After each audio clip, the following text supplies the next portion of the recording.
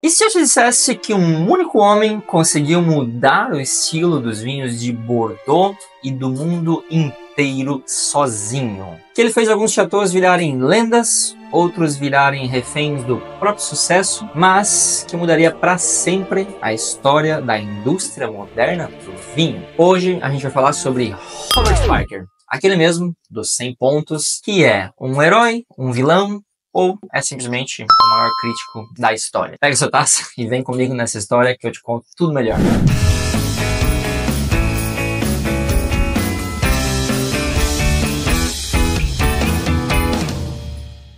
Quem foi Robert Parker? Bom, Parker era um advogado norte-americano de Maryland, classe média, vida estável e carreira previsível, aquela coisa básica. Mas tudo mudaria quando ele visita a França nos anos 60 para ver a sua namorada, lá na Alsácia. Depois viraria aí a sua esposa. E ali ele tem um clique. Os Estados Unidos, eles viviam um boom, um consumo após-guerra, que estava altíssimo, né? Na verdade, sempre foi alto, né? O consumo lá. Mas era uma época em que o vinho ganhava cada vez mais as mesas. E embora tudo ainda fosse muito confuso para eles, as denominações e caça, etc., eles estavam cada vez mais consumindo vinho. Ele vai criar aí a Wine Advocate. O nome da revista não veio à toa. Advocate é no sentido de defensor. Parker ele se via como um defensor do consumidor. Ele era um advogado, como sempre, se vem assim. E alguém que procurava, assim, rabo preso, simplesmente expressar se aquele vinho valia a pena ou não, saindo daquela coisa toda complicada, ficando uma coisa mais simples. Foi por isso que ele teve a ideia de criar essa pontuação, que é aquela famosa dos 50 aos 100 pontos. No mundo Parker é mais ou menos assim. Tipo, se você tá abaixo de 85, é meio sem interesse. Entre 85 e 89 é um vinho bom. 90 para cima, excelente. E mais de 95 é um vinho que é excepcional. Oh, 100 seria o mítico. Muito bem.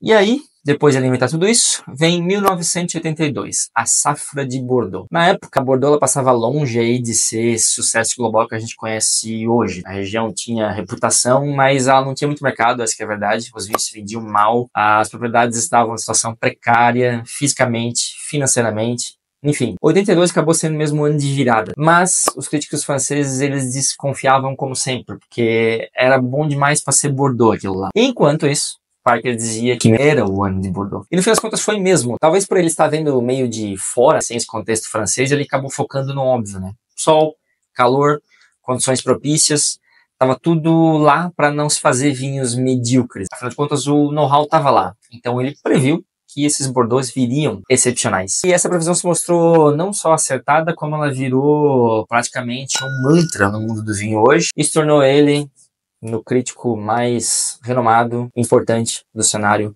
mundial. Então, com a fama veio o efeito colateral. Os produtores de Bordeaux começaram a adaptar todos os seus vinhos ao gosto de Parker. E os 95 e os 100 pontos têm gosto de madeira nova. Mais extração, mais álcool, mais barrica nova, mais intensidade, enfim. Um estilo que acabaria caindo nas graças do consumidor americano, claro, por causa das notas de Parker, mas também depois dos asiáticos, que impulsionaria muito as vendas aqui de Bordeaux. E aí começa o que muitos chamam de parkeirização, que nada mais é do que uma padronização do estilo para agradar ao paladar desse que então era o crítico mais influente do planeta. Um 95 ou um 100 pontos simplesmente podia multiplicar o preço de um vinho de um ano para o outro. Era literalmente líquido em ouro. Vários chateaus históricos reformularam sua vinificação, novos consultores apareceram, e a verdade é que quem não se adaptava ficava para trás. E a nota acabou virando o novo terroir. Interessante que o impacto Parker ele não ficou só na margem esquerda e da direita aqui da Gironde, né, na França. Foi um impacto marcante também nos Estados Unidos. Ele ajudou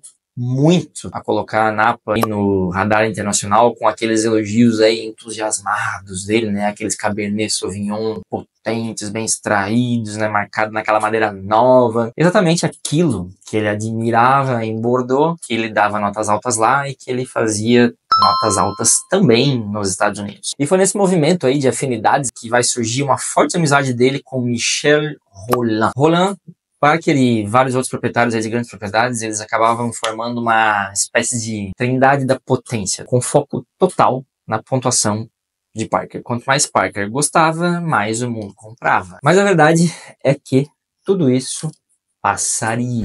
Com o tempo, alguns produtores começaram a se perguntar: a gente está fazendo vinho ou a gente está seguindo uma receita?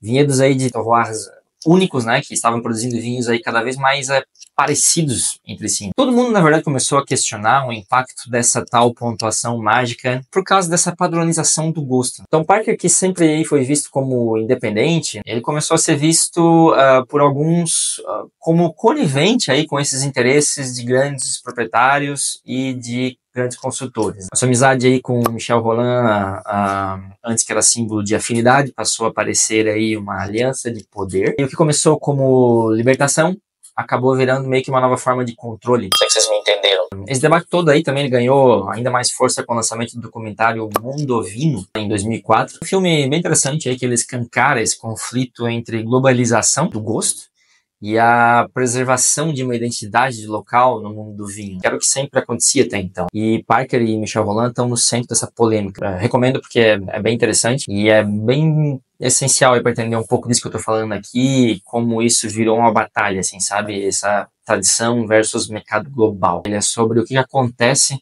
quando o vinho deixa de ser cultura e vira produto. E hoje qual que é o legado de Robert Parker? Bom, ele se aposentou da crítica de vinhos em 2019. Produtores aí que antes buscavam agradar Parker, agora também estão se reinventando, reconectando-se com aquilo que nunca deveria ter deixado de ter sido. E eu acho que o verdadeiro legado de Parker tá aí. Ele levou o vinho a um patamar de influência global, com esse seu sistema de notas que acabou sendo compreensível para muita gente. Só que é impossível negar o outro lado da moeda, de que hoje, por exemplo, Parker não é bem visto aqui em Bordeaux. A região mesmo hoje vive uma crise real, profunda, vendas em queda, propriedades à venda, vinha sendo arrancada, um cenário aí que foi todo agravado nessa parkerização total de fazer nota, essa pecha ainda de vinho que tá fora de moda, pega bastante aqui e, infelizmente, Parker foi muito responsável por todo esse processo e que hoje deixou essas profundas marcas aqui na região, em diversas propriedades que tentam se desvencilhar deste legado maldito, digamos assim. Bom, Parker revolucionou aí o mundo do vinho, gostando ou não, mas, né, também fez a gente pensar, o vinho deve seguir uma nota, tem que contar uma história. Você curtiu nesse mergulho aí, nessa história sobre Bordeaux e Robert Parker?